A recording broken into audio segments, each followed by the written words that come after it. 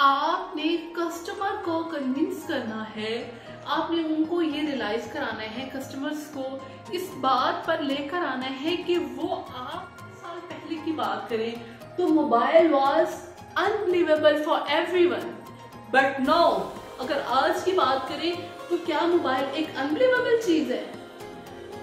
नहीं। मोबाइल कैसे हैं आप सब लोग? उम्मीद करती हूँ खैरियत से होंगे और अच्छे से अपनी जिंदगी गुजार रहे हैं। आज का टॉपिक ऑफ डिस्कशन बहुत अहम है आप लोगों के लिए, क्योंकि आप लोगों का ताल्लुक है सेल्स की फील्ड से। और सेल्स के फील्ड क्योंकि आप लोगों का ताल्लुक, आज का टॉपिक ऑफ डिस्कशन आप लोगों के लिए बहुत इम्पोर्टेंट है, क्योंकि आप सब लोगों का ताल्लुक है सेल्स की फील्ड से। आप लोग मार्केट में जाते हो और अपने प्रोडक्ट सेल करते हो और अपनी कंपनी को एक हैंडसम अमाउंट कमा कर देते हो। लेकिन सवाल ये पैदा होता है कि how can you make a difference? ये मैं अब आपको बाद में बताऊंगी। पहले आप लोग ये समझें कि जब आप मार्केट में गए हैं, आपके वहां पर बहुत से कंपेटिटर्स मौजूद हैं जो कि आपसे पहले वो प्रोडक्ट लेकर पहुंच के, जिनका डिलीवरी सिस्टम शायद आप लोगों से भी ज्यादा बेहतर हो, जिनके प्रोडक्ट आपसे बेहतर हो। अब आपने कस्टमर को कन्विंस करना है, आपने उनको ये रियलाइज कराना है, कस्टमर्स को इस बात पर लेकर आना है कि वो आपका प्रोडक्ट खरीदे, आपकी चीज खरीदे, ना कि वो आपके कंपेटिटर की खरीदे। आप उनको ये कन्विंस करना चाह रहे हैं, आप उनको ये बताना चाह रहे हैं। लेकिन अब आप क्या कर सकते हैं? अब देखिए, जो प्रोडक्ट आपके पास है वो आपके कंपेटिटर्स के पास भी है। हो सकता है कि वो क्वालिटी में भी आपके प्रोडक्ट से ज्यादा बेहतर हो, और ये भी हो सकता है कि वो कीमत में भी सस्ता हो। लेकिन आप एक ऑर्गेनाइजेशन के लिए काम कर रहे हैं, और जितनी अच्छी सेल्स आप करके देंगे अपनी ऑर्गेनाइजेशन को, तो आपकी ऑर्गेनाइजेशन साल के एंड पर आपको इंसेंटिव देगी और उसका परसेंटेज देगी जितनी आपने सेल की होगी, या आपका कमीशन देगी। हर प्रोडक्ट पे भी वो हो सकता है कि आपने ज्यादा सेल किए तो ये आपका कमीशन है। लेकिन अब आप मार्केट में गए हैं, वहां पे आपके कंपेटिटर्स मौजूद हैं, वहां जो कि आपसे भी ज्यादा अच्छा प्रोडक्ट लेकर आ गए हैं, और उनकी जो है प्राइस भी आपसे कम है। हो सकता है उनका डिलीवरी सिस्टम भी आपसे ज्यादा बेहतर हो। लेकिन फिर आप डिफरेंस कैसे क्रिएट कर सकते हैं? आप कैसे कन्विंस करेंगे अपने कस्टमर्स को कि भाई मेरा प्रोडक्ट लो, मेरी कंपनी का प्रोडक्ट लो, ये ज्यादा अच्छा प्रोडक्ट है? सॉल्यूशन ये है कि आप लोग अपनी सर्विसेज को बेहतर करें, अपनी सर्विसेज को इम्प्रूव करें। और ये आप कैसे कर सकते हैं? देखें, रॉन कॉफमैन कहते हैं there are basically 6 level of services.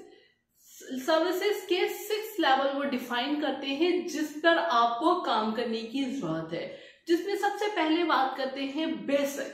That is a basic level of services. क्या है? सपोज करें कि आपकी कंपनी ने जब आपसे हायरिंग की, आप सेल्स के लोग हैं और आपकी कंपनी ने आपसे ये कमिटमेंट की कि आप लोग अगर 10 मिलियन की सेल करेंगे तो आपका ये टारगेट है। तो अगर आप साल के एंड पे 10 मिलियन की सेल कर लेते हैं तो इट मींस कि आपने कंपनी की बेसिक रिक्वायरमेंट पूरी कर दी। लेकिन अगर आप 20 लाख की करते हैं, 30 लाख की करते हैं, मतलब समझे 2 मिलियन करते हैं, 3 मिलियन करते हैं, it means you are behaving criminally. Company की इन्वेस्टमेंट आपके ऊपर ज्यादा हो रही है एज कम्पेयर टू ये कि आप कंपनी का टारगेट 10 मिलियन का पूरा करते हैं। तो इसको रॉन कॉफमैन से आप ये बयान करते हैं कि then you are behaving criminally. अगर दूसरी तरफ ये देखें कि आपका कोई कस्टमर है जिससे आप बात करें, आपने उससे अच्छे तरीके से बात की, आपने उसको अच्छा रिस्पॉन्स किया, बहुत अच्छा नहीं, लेकिन नॉर्मली आप ये समझे कि वो आपसे आया, उसने आपसे कुछ इन्फॉर्मेशन ली, एक प्रोडक्ट के बारे में पूछा, आपने उसको गाइड कर दिया। तो basically this is basic level of your services. But अगर आपका कस्टमर आपके पास आया है, आपने उसको गाइड ही कुछ नहीं किया, आपने उसको कुछ बताया ही नहीं है, तो it means you are behaving criminally. आप एक्चुअली में क्रिमिनली बिहेव कर रहे हैं। आप अपनी सर्विसेज का जो लेवल है उसमें आप बेसिक से भी नीचे, that is called as criminal services. लेकिन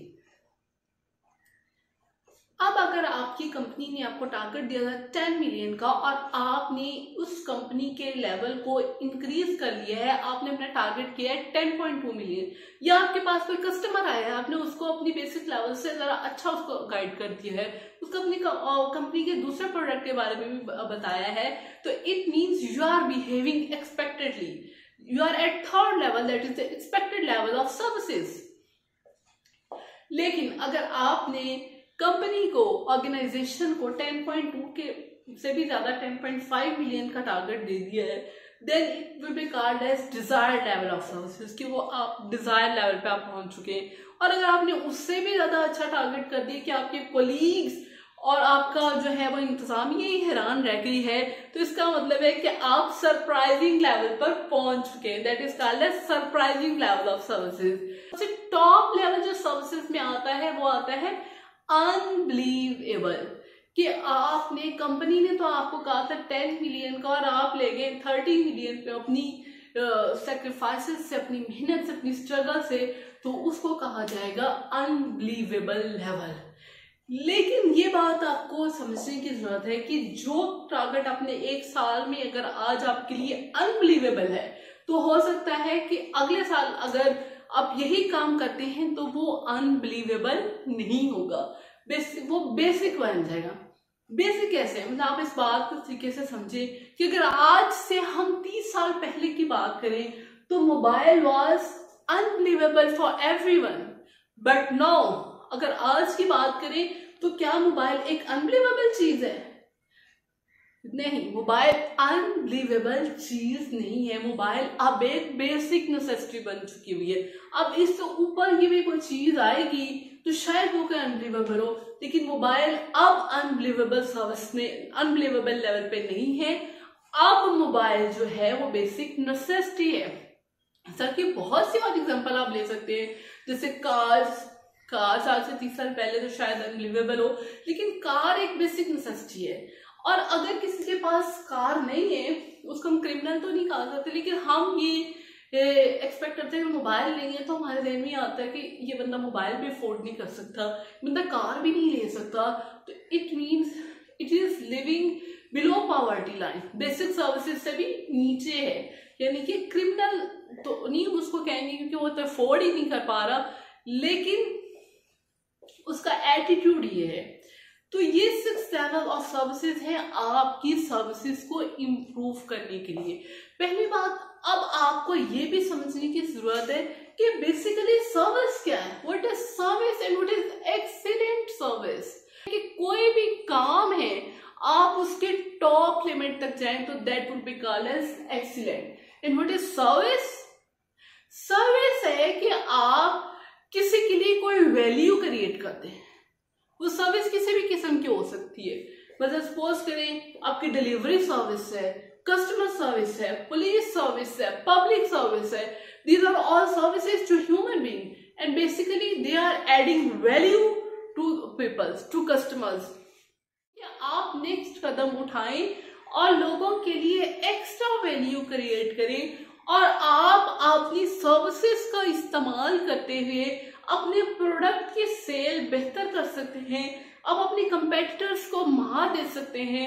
आप अनबिलीवेबल लेवल जिसमें आपने ये डिस्कस किया कि हम किस तरीके से अपनी कंपनी का रेवेन्यू बढ़ा सकते हैं, हम किस तरीके से अपना इंसेंटिव बना सकते हैं और लेवल ऑफ सर्विसेज कौन कौन से हैं। तो मी thank you so much, Allah Hafiz.